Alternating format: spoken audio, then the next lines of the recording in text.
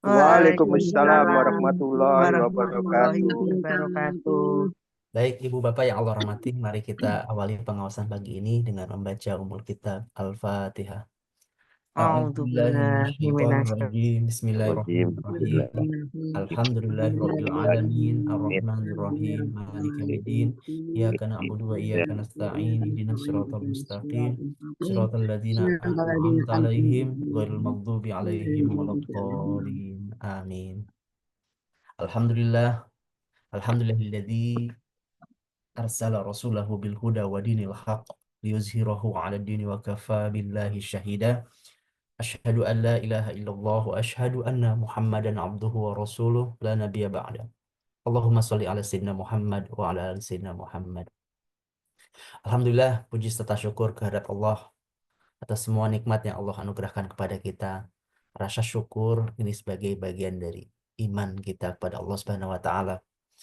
Betapa banyak umat-umat terdahulu kita pelajari pendapat begitu banyak nikmat, tapi karena tidak adanya syukur, luputnya syukur dari dalam diri, dalam umat tersebut, maka Allah hancurkan ya. Banyak itu menjadi pelajaran. Kita bisa melihat kaum Ad, kaum Samud, gitu ya, mereka dihancurkan. Maka kisah-kisah yang kita baca dalam Al-Quran itu pastinya membawa hikmah. Dan Allah pilihkan kisah-kisah terbaik di dalam Al-Quran itu juga adalah bagian dari pembelajaran kepada umat baginda Nabi Shallallahu Alaihi Wasallam agar mengambil ibroh.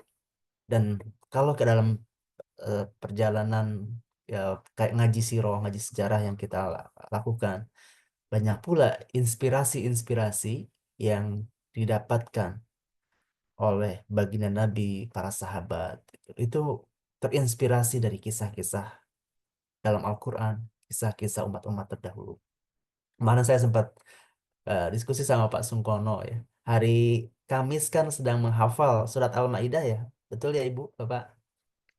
Kisah tentang Ya, saat Bani Israel ya, yang sudah masuk ke dalam fase dia terlunta-lunta. 40 tahun terlunta-lunta. Nah, dalam sejarah itu disebut dengan peristiwa Atih gitu ya. Atih ya, ketika mereka memasuki kota Atih namanya, ataupun bukan kota, Padang, Padang pasir itu ya.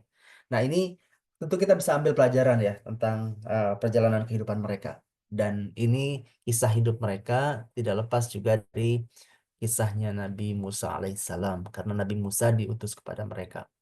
Nah, ibu bapak yang Allah rahmati, ini juga menjadi inspirasi ya, betapa Nabi Shallallahu Alaihi Wasallam ya itu ketika suatu hari gitu ya, dalam peristiwa perang Hunain gitu ya, Nabi membagi-bagikan harta rampasan perang, Ghanimah namanya. Harta rampasan perang perang Hunain itu perang setelah Fatu Mekah. Fatu Mekah bulan Ramadan tanggal 8 Hijriah, kaum muslimin berangkat dari Madinah ke Mekah 10.000 orang gitu ya, diam-diam gitu ya, tanpa kemudian membuat informasi itu sampai kepada mereka ya, karena itu sangat ketat, intelijensinya sangat tepat, sangat ketat agar tidak ada yang main-main lah ya, tidak ada yang eh, ngasih tahu ke mereka betapa informasi ini penting ya, Fatu Mekah. Maka kemudian masuk berhasil menaklukkan kota Mekah. Maka setelah ditaklukkan kota Mekah, maka berduyun-duyun orang masuk ke Islam ya. Sehingga kemudian ada kabar tuh, eh, suku Hawazin ya, yang ada di sekitar Mekah itu ada rencana mau mau menyerang Mekah. Oh, ini kan bahaya ya.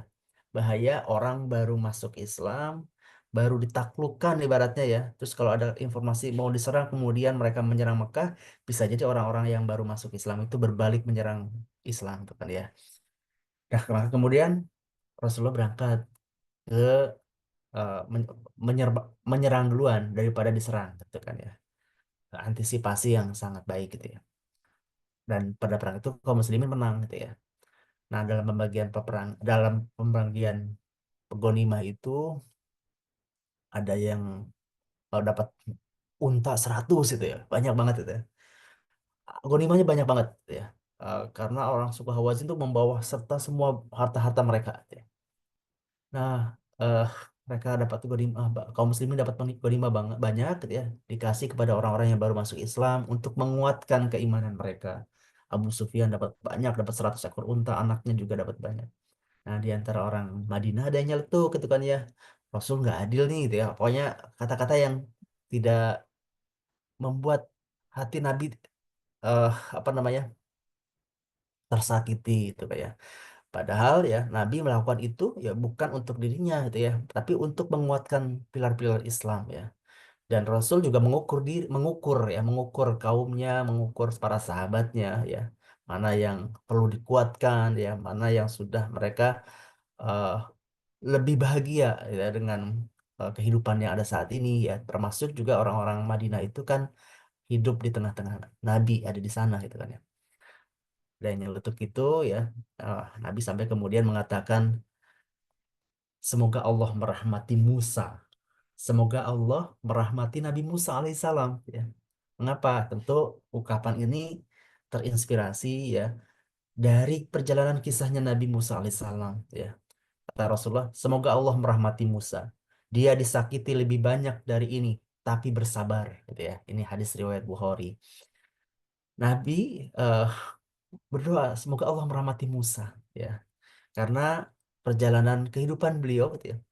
Rasul tentu disakiti oleh para sahabat, disakiti oleh para kaum musyrikin itu kan ya. Kemudian mereka dari kalangan keluarga mereka sendiri itu ya.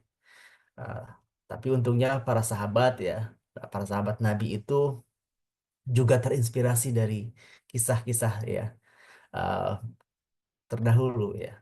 Kalau nanti kita akan lihat dalam kisah orang-orang orang-orang Bani Israel itu ya, ketika disuruh perang, mereka mengatakan kamu aja yang berangkat Musa bersama Tuhanmu. Tapi orang para sahabat ya, sahabatnya Rasulullah ya, dapat gemblengan, dapat uh, pembelajaran dari uh, Nabi Shallallahu Alaihi Wasallam ya, dalam sebuah kisah dalam perang Badar ya. Dalam perang Badar itu Abdullah bin Mas'ud berkata, aku pernah menyaksikan suatu peristiwa yang dijalani Mikdad. Sungguh andai aku menjalani peristiwa itu, tentu hal itu lebih aku sukai daripada apa yang sebanding yang apapun yang sebanding dengannya. Ya. Ketika Mikdad mengatakan, dia berkata, demi Allah wahai Rasulullah, kami tidak akan mengatakan kepadamu seperti yang dikatakan Bani Israel kepada Musa.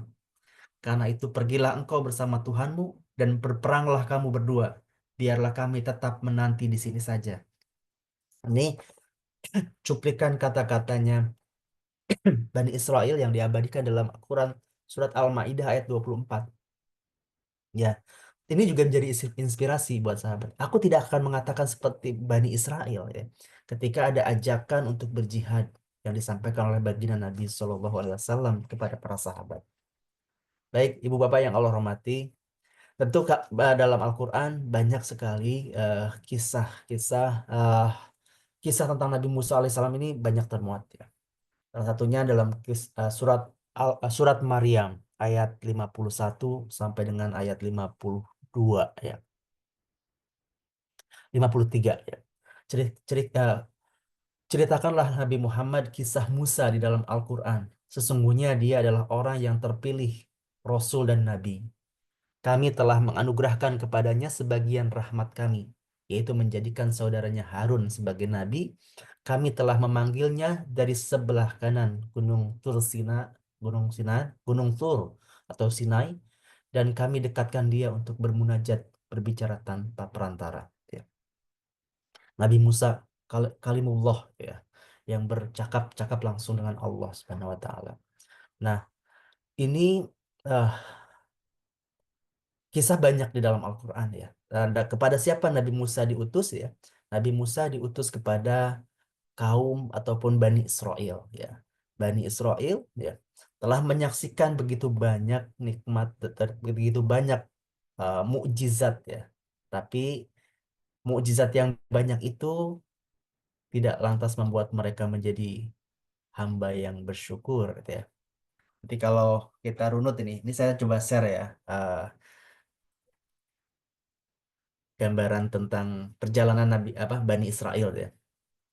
Jadi Bani Israel itu adalah anak-anak keturunan dari Nabi Yakub. Nabi Yakub itu nama panggilannya adalah Israel ya. Dan anak keturunannya disebut dengan Bani Israel ya. Nabi Yakub kemudian kemudian kisah mereka berlanjut ya pada Nabi Yusuf ya sebagai salah satu dari putra Nabi Yakub ya. Nabi Yakub punya 12 orang anak ya. Ada di antaranya salah satunya adalah Nabi Yusuf alaihissalam ya. Maka mereka ini bersaudara kemudian dikenal dengan Bani Israel ya atau putra-putranya Israel ya. Nah, kisah tentang mereka kemudian berlanjut ya.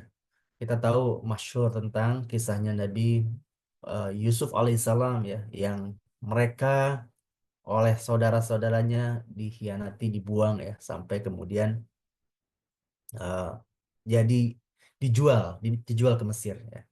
Jadi putra-putranya Nabi Yakub itu ada 12 orang anak laki-laki. Di antaranya adalah Yusuf atau Benjamin dan Yusuf atau Yosef dan juga Benyamin atau Benjamin gitu ya. Nah, ada 12 suku Bani Israel. Nah, kemudian salah satu putranya Nabi Yakub yaitu Nabi Yusuf itu kan dijual ke Mesir, tapi kemudian perjalanan hidupnya berhasil menjadi seorang pejabat tinggi setelah menafsir mimpi raja. Ya. Salah satunya saat paceklik, ia mengundang ayah dan saudaranya pindah ke Mesir. Nah, disinilah Bani Israel bermukim di Mesir, gitu kan ya, dan jumlah mereka terus berkembang biak, ya, berkembang, ya, bertambah. Beberapa generasi setelah Nabi Yusuf wafat, generasi berlalu sampai kemudian Fir'aun baru ataupun juga pemimpin Mesir yang baru memandang bahwa Bani Israel sebagai ancaman. Maka kemudian mereka diperbudak dan dibunuh anak laki-lakinya. Ya, ini dalam Quran surat Al-Qasas ayat 4. Kelahiran ke kemudian lahirlah Nabi Musa alaihissalam. Nabi Musa lahir di masa pembunuhan bayi Bani Israel. Diselamatkan dan dibesarkan di istana Fir'aun dalam Quran surat Al-Qasas ayat 7 sampai 13. Maka setelah dewasa ia diangkat menjadi nabi dan diperintah untuk menyampaikan dakwah kepada Fir'aun. Ya.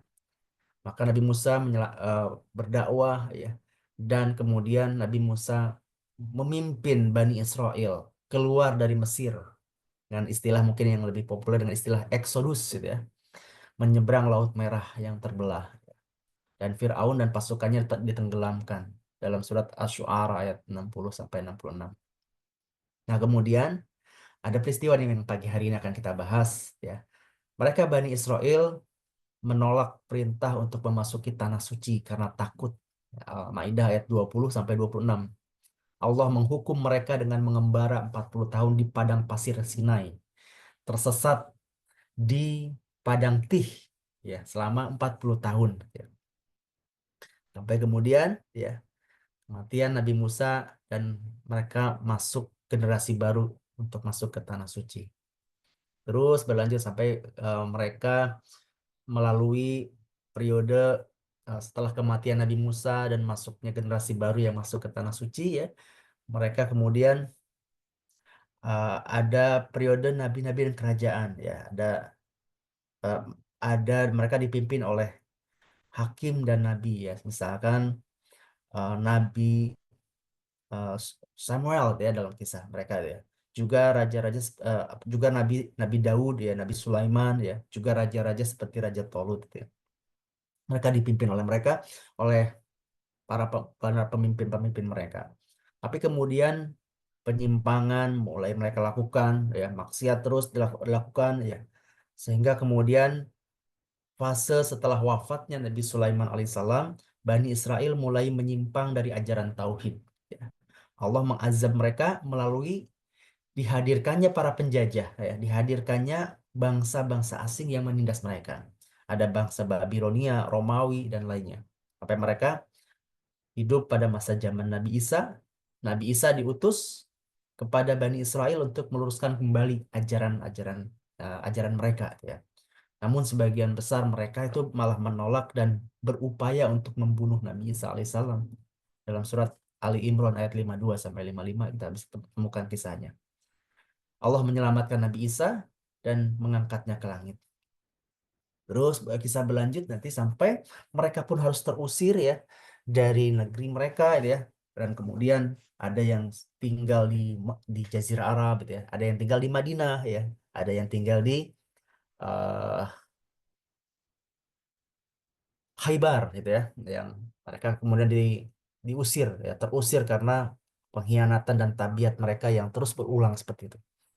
Nah, Ibu Bapak yang Allah hormati, kita akan highlight pagi hari ini kisah tentang eh, Atih ya, peristiwa di Atih, Bani Israel di Atih. Mereka berputar-putar bingung, nggak mengetahui jalan ke Baitul Maqdis ya, ke tanah yang dijanjikan. Nah, ini ada dalam surat Ali Imran. Tapi mungkin sebelum itu coba kita ini ya, baca baca dari surat Ali Imran ayat Al-Maidah ayat 2 ayat 20 sampai 26 ya. Ini ketika Nabi Musa mengajak Bani Israel untuk memasuki tanah suci yang dijanjikan. Namun mereka menolak karena takut menghadapi kaum yang kuat ya. Ini kalau kita baca dalam ah, ayat 20 ya, Al-Maidah ayat 20, ingatlah ketika Musa berkata kepada kaumnya, "Wahai kaumku, ingatlah nikmat Allah kepadamu ketika Dia mengangkat nabi-nabi di antaramu, menjadikanmu terhormat seperti para raja dan menganugerahkan kepadamu apa yang belum pernah Dia anugerahkan kepada seorang pun di antara umat yang lain." Itu ayat 20. Ya. Kemudian di dalam eh, ayat 21-nya, "Wahai kaumku, masuklah ke tanah suci Baitul Maqdis yang telah Allah tentukan bagimu dan janganlah berbalik ke belakang karena takut kepada musuh. Nanti kamu menjadi orang-orang yang rugi." Kemudian di ayat selanjutnya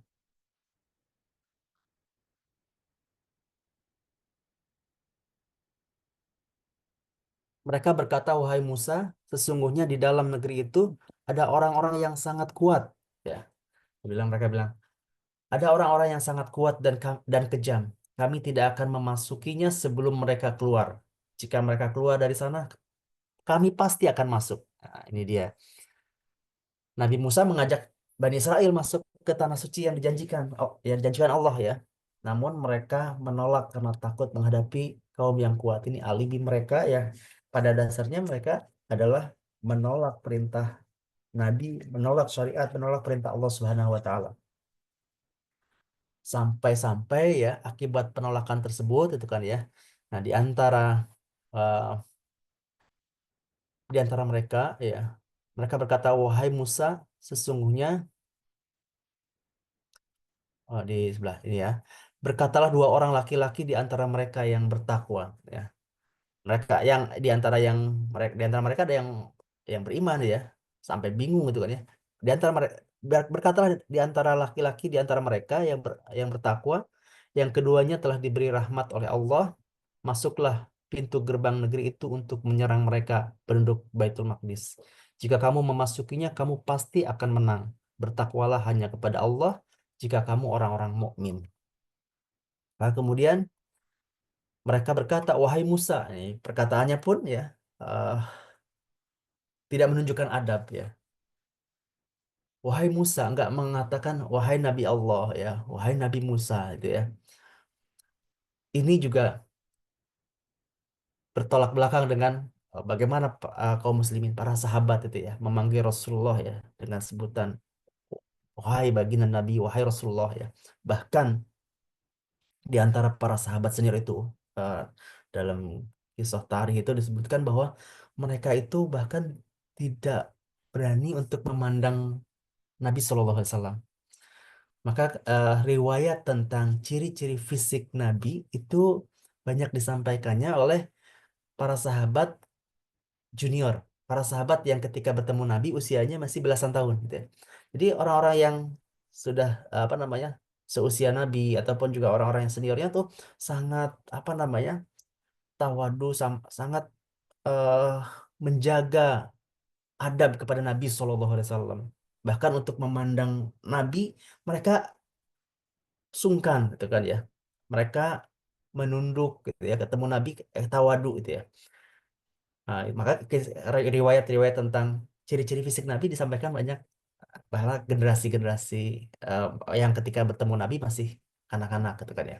Ini umatnya Nabi Musa kepada Nabi Musa bilang, wahai Musa gitu ya. Padahal Allah kepada Nabi Sallallahu Alaihi Wasallam kepada umat kepada kaum muslimin panggillah kepada Nabi kalian ya dengan sebutan gelarnya, wahai Nabi Allah, wahai Rasulullah gitu kan ya. Ya, orang Yahudi, orang Bani Israel bilang, wahai Musa, sesungguhnya kami sampai kapanpun tidak akan memasukinya selama mereka masih ada di dalamnya. Oleh karena itu, pergilah engkau bersama Tuhanmu, lalu berperanglah kamu berdua. Sesungguhnya kami tetap berada di sini saja. Nah ini eh, luar biasa pembangkangannya ya. Kamu aja pergi berdua gitu ya. Kami tinggal di sini ya. Ini juga yang menginspirasi para sahabat mau perang Badar. Kami tidak akan mengatakan seperti yang dikatakan oleh Bani Israel. Ya, kami akan tetap berjuang bersamamu, wahai Rasulullah gitu ya. Bahkan waktu itu dari pemimpinnya kaum Ansor, seandainya di seberang di sana ada samudra itu ya, engkau turun ke sana pasti kami pun akan turun bersamamu gitu ya. Itu keteguhan para sahabat ya, dukungan kepada Rasulullah SAW ya. Sehingga kemudian eh, Nabi Musa berkata, ya Tuhanku, aku tidak mempunyai kekuasaan apapun kecuali atas diriku sendiri dan saudaraku. Oleh sebab itu, pisahkanlah antara kami dan kaum yang fasik itu. Maka, ah, kemudian mereka Allah azab ya dalam peristiwa Aktih ini. Peristiwa yang kemudian membuat mereka berputar-putar selama 40 tahun ya dihukum, tidak bisa kemana-mana ya. Muter-muter aja di situ di gurun pasir itu ya. Karena apa? Karena sebenarnya mereka ini adalah orang yang hidup dengan menyaksikan banyak nikmat ya. Allah telah banyak anugerahkan nikmat kepada mereka ya. Kisah tentang mereka Bani Israel itu ya. Mereka bagaimana sudah diselamatkan ya dari penjajahan, dari penindasan ya. Tapi tetap saja bukan rasa syukur yang hadir ya. Malah ya. Ini kisah tadi ya. Kita awali dulu sebelum masuk ke dalam peristiwa Atihnya.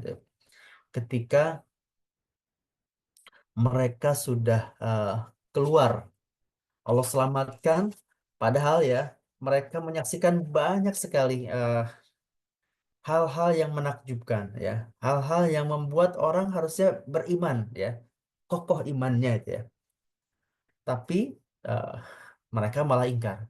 Mereka menyaksikan bagaimana tongkat Nabi Musa berubah menjadi ular. Mereka banyak menyaksikan mukjizat ya, lihat eh, apa namanya cahaya putih ya dari ketiak Nabi Musa alaihissalam ya. Melihat bagaimana sungai Nil ya menjadi darah ya, tapi ketika diminum oleh mereka itu menjadi air ya. Tapi oleh Firaun jadi darah itu kan ya. Mereka menyaksikan peristiwa-peristiwa itu gitu ya. Tapi bukannya bersyukur ya, malah dalam surat Al-A'raf ya. Kita mulai setelah peristiwa laut terbelah, mereka kemudian berhasil lolos eh, dari pengepungan Firaun ya. Kemudian mereka berhasil nyebrang ya, lepas dari kejaran Firaun. Dalam surat Al-A'raf ayat 138 sampai 141 ini ya. eh, Allah berfirman, dan kami selamatkan Bani Israel menyeberangi laut itu, bagian utara dan Laut Merah. Ketika mereka sampai kepada suatu kaum yang tetap menyembah berhala, mereka Bani Israel berkata, wahai Musa, buatlah untuk kami sebuah Tuhan berhala, sebagaimana mereka mempunyai beberapa Tuhan berhala. Musa menjawab, sungguh kamu orang-orang yang bodoh. Sesungguhnya mereka akan dihancurkan oleh kepercayaan yang dianutnya dan akan sia-sia apa yang telah mereka kerjakan.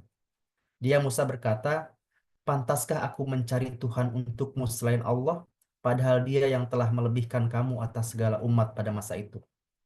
Dan ingatlah, wahai Bani Israel, ketika kami menyelamatkan kamu dari Fir'aun dan kaumnya, yang menyiksa kamu dengan siksaan yang berat. Mereka membunuh anak-anak laki-lakimu dan membiarkan hidup anak-anak perempuanmu. Dan pada yang demikian itu merupakan cobaan yang besar dari Tuhanmu. Nah, jadi setelah nyebrang, gitu ya. Jadi eh, diabadikan dalam surat Al-A'raf, ya. Setelah nyebrang, setelah berhasil, ya, eh, mereka bukannya bersyukur, gitu ya. Mereka malah minta dibuatkan Tuhan, ya. Mereka buat berhala supaya bisa menyerupai umat yang lain, ya. Inilah awal mula kisah itu, gitu ya. Kisah ini sangat berat dan hanya menandakan tentang keburukan, bagaimana keburukannya mereka, gitu ya. Beberapa hal mujizat lautan terbelah dan kebinasaan Firaun itu tidak membuat mereka bersyukur. Maka harusnya sudah sepatutnya bagi mereka bersyukur kepada Allah atas nikmat ini. Namun makna-makna syukur justru nggak nampak, ya. Bahkan malah yang permintaan yang sangat buruk yang mereka minta. Wahai Musa, buatlah untuk kami sebuah Tuhan berhala, ya. Buatlah untuk kami sebuah Tuhan yang tak dibikin berhala, sebagaimana mereka mempunyai beberapa Tuhan, memiliki beberapa berhala, ya. Ketika mereka melintasi suatu kaum yang menyembah berhala selain Allah, ya. Ini permintaan yang sangat kelewatan, gitu kan, ya. Sudah mendapatkan syukur, ya, apa, mendapatkan nikmat yang begitu besar, gitu ya. Mereka diselamatkan dari kepungan Firaun, tapi yang kita buatkan sebuah berhala, gitu. Maka kemudian Nabi Musa, gitu ya, me- menegaskan, ya, kepada mereka, ya, sesungguhnya kalian orang-orang yang bodoh, gitu ya. Apakah engkau akan membiarkan Musa dan kaumnya untuk membuat kerusakan di negeri Mesir dan meninggal kamu dan Tuhan-Tuhanmu, gitu ya. Jadi permintaan yang bodoh, Al-A'raf ayat 134 tadi, ya. Sesungguhnya mereka akan dihancurkan oleh kepercayaan yang dianut oleh mereka, yang dianutnya, dan akan sia-sia apa yang telah mereka kerjakan. Ini Nabi Musa mengatakan bahwa bagaimana mungkin, ya, pantaskah aku mencari Tuhan untukmu selain Allah, ya, padahal Dia yang telah melebihkan kamu atas segala umat pada masa itu. Ini perkataan Nabi Musa alaihissalam ini menyatukan kalimat tauhid, ya. Kalau kalimat tauhid rububiyah dan uluhiyah, Allah sebagai Rob, ya, Allah sebagai pencipta yang mengatur alam semesta ini. Dan peristiwa ini berhasil untuk meredam perilaku orang-orang Bani Israel itu, ya, untuk sementara waktu, ya. Dipatahkan argumentasi mereka oleh Nabi Musa alaihissalam. Tapi, ya, mereka terus saja, ya, diamnya mereka bukan diamnya orang bodoh, ya, dan sesat, gitu ya. Seperti eh, seperti apa yang akan mereka lakukan, ya, mereka akan mencoba meminta menguji nabinya, ya, membelok-belokkan syariatnya. Nah, ketika itu ini juga pelajaran, ya, bagaimana kita agar kita menghindari sesuatu yang menyerupai suatu kaum, gitu ya, yang kaum-kaum musyrikin, kaum-kaum jahiliyah, gitu ya. Nabi SAW juga mengingatkan agar jangan sampai melakukan tradisi-tradisi umat terdahulu yang salah itu, ya, menyerupai umat-umat kaum terdahulu yang sesat, ya. Nah, Nabi Musa juga demikian, ya. Bagaimana aku membuatkan Tuhan itu kan, ya, padahal kalian tahu bahwa Allah adalah Tuhan semesta alam, itu kan. Maka kemudian Musa terus berjalan, ya, setelah peristiwa itu berjalan bersama kaumnya menuju ke Syam, gitu ya, menuju ke Syam, Palestina, Yordania saat ini, ya. Tempat hijrah para nabi dan kiblat mereka saat itu, gitu ya, ke Baitul Maqdis atas perintah Allah Subhanahu Wa Taala. Berjalan terus, ya, sampai Allah perintahkan eh, untuk masuk ke Baitul Maqdis. Tapi tadi seperti yang dibaca di awal dalam surat Al-Maidah ayat 20 sampai 26. Nabi Musa alaihissalam berjalan menuju Syam, tepatnya ke arah Baitul Maqdis yang saat itu berada dalam jajahan kaum musyrikin ya. Jadi memang harus berjihad dulu, harus berjuang dulu mengalahkan kaum musyrikin itu gitu ya. Nah, banyak sekali nikmat yang Allah anugerahkan ya. Nabi Musa eh, juga mengingatkan pada kaumnya, dan ingatlah ketika Musa berkata kepada kaumnya, wahai kaumku, ingatlah akan nikmat Allah kepadamu ketika Dia mengangkat nabi-nabi di antaramu dan menjadikan kamu sebagai orang-orang merdeka. Memang banyak sekali nikmat yang Allah karuniakan kepada mereka. Ya, misalnya menjadikan nubuah di tengah-tengah mereka, memberi mereka kekuasaan, memberi mereka sesuatu yang tidak Allah berikan kepada seorang pun selain mereka. Apa itu? Salah satunya adalah makanan. Kita sempat bahas tentang manna dan salwa, gitu ya. Makanan yang manis lembut itu kan ya. Makanan yang eh, bukan makanan yang umum tersedia di bumi, gitu ya. Mereka Allah mereka telah Allah selamatkan dari Firaun dan siksaannya ya. Dan juga banyak nikmat-nikmat lainnya ya. Maka perintah untuk berjihad, perintah untuk berperang dibandingkan dengan semua nikmat tersebut ya, itu tentu ibaratnya adalah pasir di tengah lautan. Lautan besarnya nikmat yang Allah anugerahkan kepada mereka, karunia dan kebaikan Allah. Maka itu udah selayaknya gitu ya. Tapi apa boleh buat, jiwa mereka busuk dan mereka melihat beban-beban iman terasa sangat memberatkan mereka gitu ya. Dan akhirnya kan mereka mempersulit diri gitu kan ya. Malah mengatakan, wahai Musa, sesungguhnya di dalam negeri itu ada orang-orang yang sangat kuat dan kejam. Kami tidak akan memasukinya sebelum mereka keluar darinya.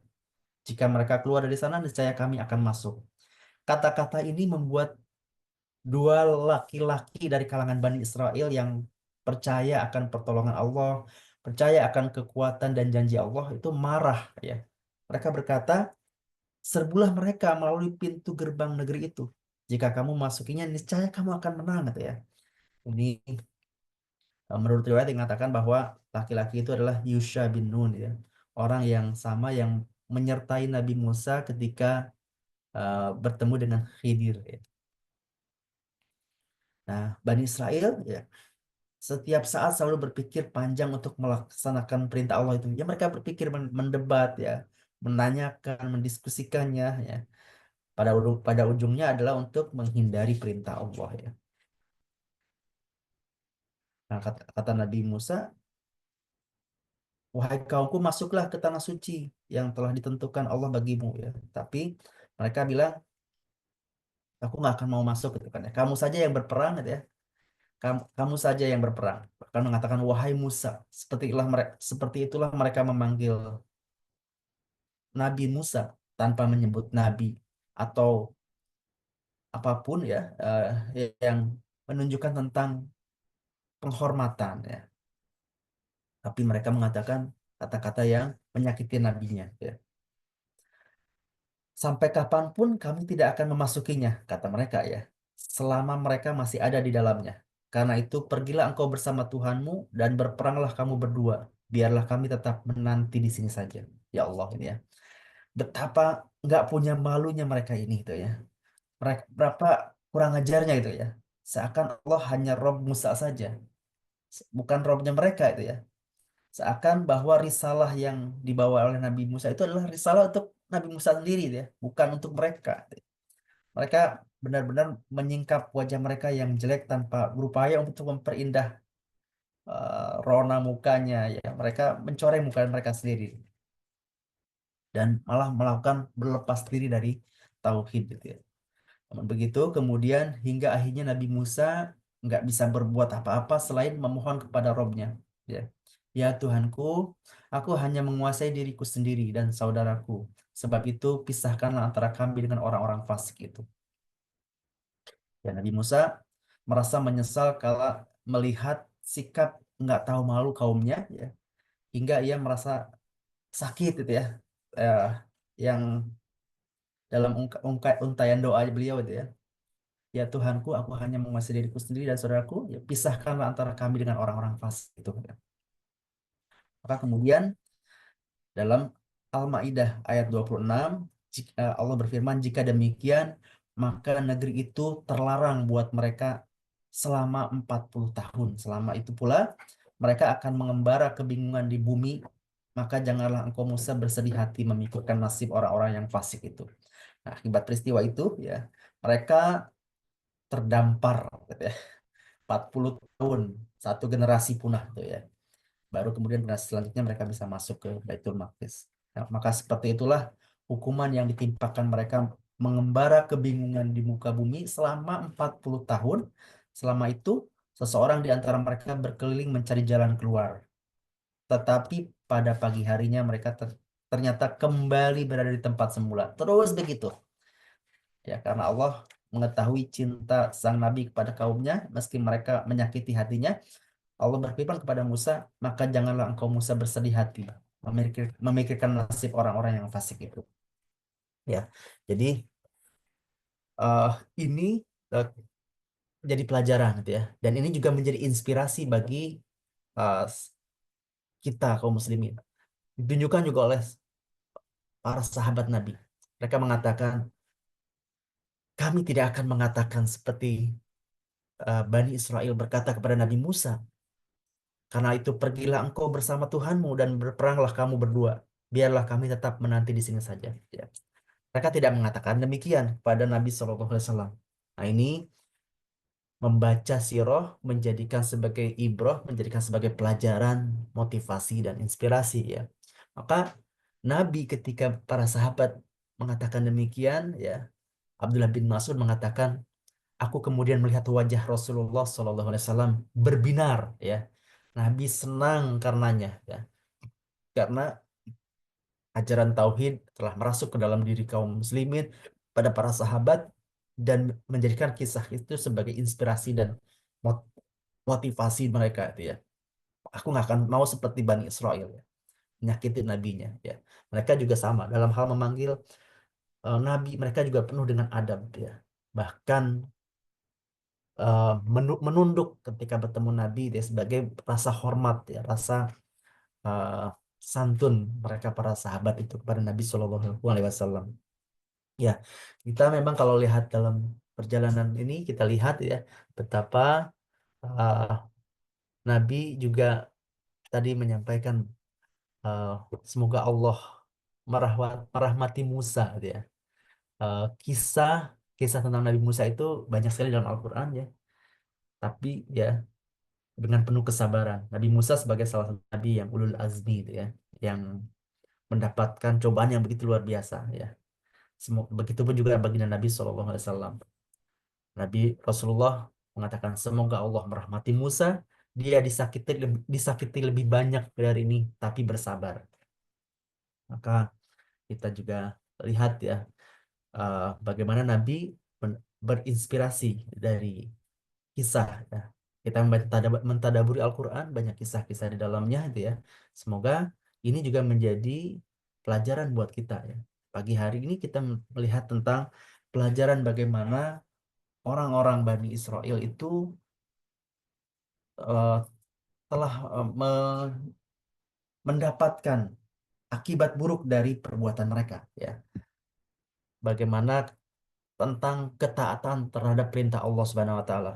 Bani Israel sering membangkang perintah Allah dan Nabi. Ini adalah contohnya menolak masuk ke tanah suci dan meminta patung untuk disembah setelah diselamatkan dari Firaun. Tapi sahabat Rasulullah, umatnya taat dan langsung melaksanakan perintah Allah dan Rasulnya. Bahkan dalam kondisi berat. Seperti tadi, pada peristiwa Perang Badar. Pada peristiwa hijrah. Ya, hijrah itu bukan sesuatu yang mudah. Itu kayak. Bukan tamasya, ya, bukan jalan-jalan. Tapi penuh resiko jiwa dan raga dan bahkan harus meninggalkan harta benda. Yang kedua tentang keimanan kepada pemimpin. Bani Israel meragukan Nabi Musa alaihissalam meski telah menyaksikan banyak sekali mukjizat. Bahkan mereka menyatakan, pergilah engkau Musa bersama Tuhanmu, kami akan duduk di sini saja. Tapi sahabat Nabi SAW memiliki keimanan tinggi. Ya, kita juga mencontoh keimanan juga para sahabat. Saat perang Badar mereka berkata, wahai Rasulullah, kami tidak akan berkata sebagaimana Bani Israel berkata kepada Musa, tapi kami berkata, pergilah engkau bersama Tuhanmu, kami akan bersamamu berperang. Masya Allah, ini yang membuat Rasulullah benar mendengarnya. Yang ketiga juga pelajaran tentang kesabaran dan pengorbanan. Ya, Bani Israel kurang sabar, sering mengeluh dan menuntut hal-hal duniawi, seperti meminta makanan tertentu di padang pasir, gitu ya. Minta kacang adas, bawang merah, bawang putih, ya, padahal udah dikasih itu mana dan salwa. Dan kita lihat Rasulullah dan para sahabat rela berkorban juga, rela berkorban harta, keluarga, bahkan nyawa demi Islam dan sabar dalam ujian.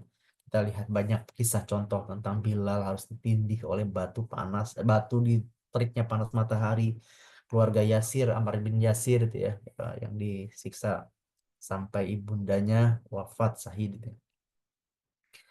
Dan kemudian juga melihat reaksi terhadap kesulitan ya. Kita lihat mudah putus asa dan kembali menyalahkan Nabi Musa yang dilakukan oleh Bani Israel. Dan kalau kita bandingkan dengan sahabat Nabi, menunjukkan keteguhan hati dan kepercayaan penuh kepada Rasulullah, bahkan di saat-saat kritis. Perang Hunain, mereka kocar-kacir, tapi melihat Rasulullah berdiri tegap di tengah pertempuran, mereka kemudian bersatu kembali. Nah, ini kesimpulan juga bahwa Bani Israel cenderung menunjukkan iman yang lemah, penuh keluh dan banyak menyimpang. Ya, para sahabat Nabi menunjukkan iman kuat, ketaatan tanpa syarat dan kesiapan untuk berkorban. Semoga kita Allah kuatkan, Allah mudahkan juga untuk menteladani baginda Nabi Shallallahu Alaihi Wasallam, mengikuti jejaknya para sahabat. Demikian yang bisa saya sampaikan. Kurang lebihnya mohon maaf kalau ada kekurangan dalam penyampaian. Silahkan kalau ada tambahan informasi dipersilahkan.